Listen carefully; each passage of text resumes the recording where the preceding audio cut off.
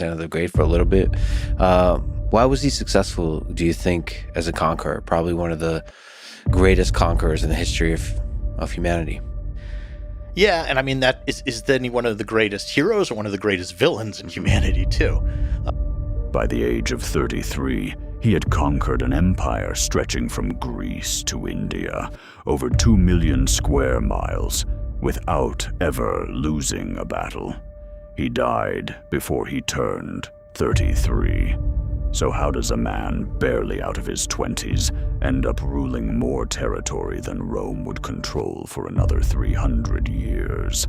This is the story of Alexander the Great, and whether great is even the right word for him. To understand Alexander, you have to start with his father. Philip II of Macedon inherited a backwater kingdom, looked down on by the sophisticated city-states of southern Greece, and turned it into the most feared military power in the region. He rebuilt the army from scratch, invented a new kind of infantry formation, bristling with 18-foot spears, and spent 2 decades bribing, marrying, and fighting his way into control of the Greek world. By the time Alexander was a teenager, Macedon wasn't the backwater anymore. It was the superpower everyone else feared. And Philip didn't just want a soldier for a son. He wanted a philosopher king. At 13, Alexander was sent to study under Aristotle, one of the greatest minds in human history, in a secluded retreat away from the palace. For years, he was taught medicine, science, ethics, and above all, Homer. Alexander reportedly slept with a copy of the Iliad under his pillow and modeled himself on its hero, Achilles. He wasn't just raised to conquer. He was raised to believe he belonged in legend. Then, in 336 BC, everything changed in an instant. At his own daughter's wedding, Philip II was assassinated by one of his own bodyguards. The motive is still debated by historians. Personal grudge, Persian gold, even rumors of Alexander's own mother's involvement. But the result was immediate chaos. Alexander was 20 years old. Rival claimants circled. Conquered Greek cities smelled weakness and revolted. Within 2 years, Alexander had crushed every rebellion, most brutally the Greek city of Thebes, which he razed to the ground as a warning. The message was clear. The son was just as ruthless as the father. Maybe more. With Greece under control, Alexander turned to the real target, the Persian Empire, the largest, richest empire the world had ever seen.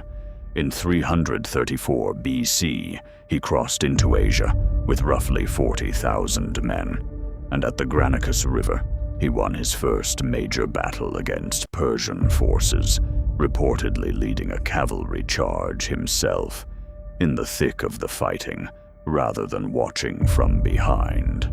A year later at Issus, he faced the Persian king himself, Darius III, commanding an army several times the size of his own.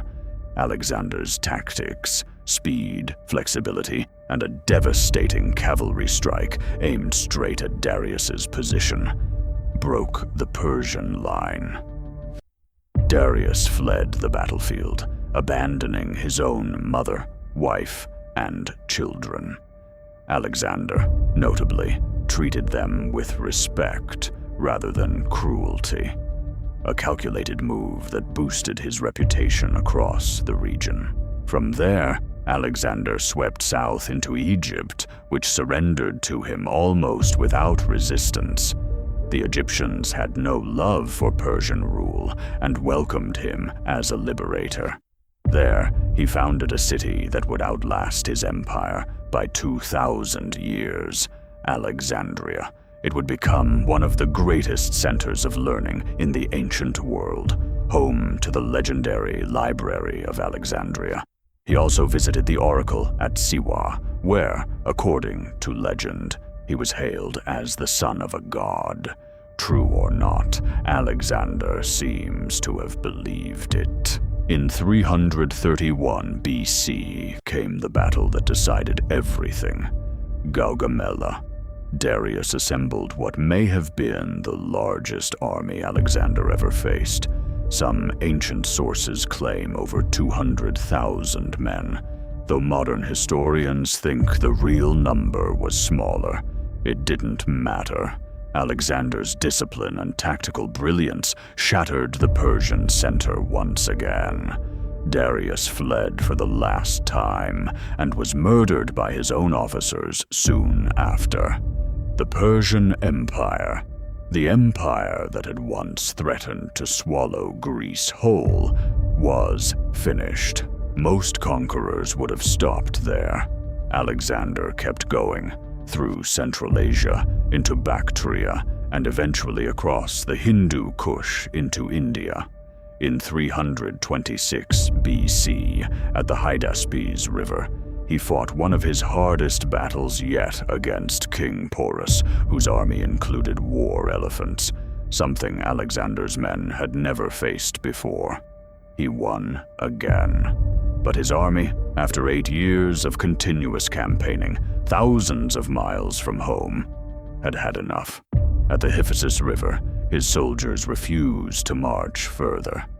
For the first time in his life, Alexander backed down. So why does any of this still matter 23 centuries later? Because Alexander didn't just conquer, he built.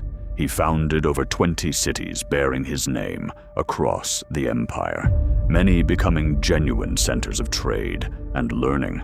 Greek language, art, and philosophy fused with Egyptian, Persian, and Indian traditions, creating what historians call the Hellenistic world, a cultural blend that shaped science, religion, and politics for centuries afterward.